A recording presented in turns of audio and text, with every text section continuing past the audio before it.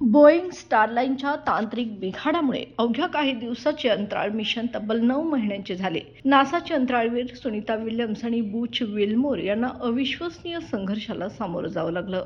अंतराळयानात फक्त 3 महिन्यांचे ताजे अन्न होते. त्यानंतर त्यांनी केवळ अत्यल्प अन्नावर जगण्याचा अद्भुत संघर्ष केला. पहिल्या 3 महिन्यात ताज्या फळे, भाज्या आणि नियमित अन्नसाठा संपला. त्यानंतर त्यांना ISS-वरील मर्यादित फ्रीज ड्राईड अन्नावर जगावे लागले. अत्यंत कमी प्रमाणात असलेल्या पॅकबंद पदार्थ, पिझ्झा, रोस्ट चिकन आणि झिंगा कॉकटेल यावर त्यांनी दिवस काढले.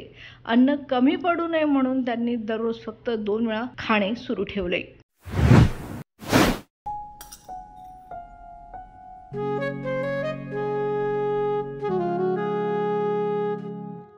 बाबा, आज येताना बासुंदी घेऊन या ना.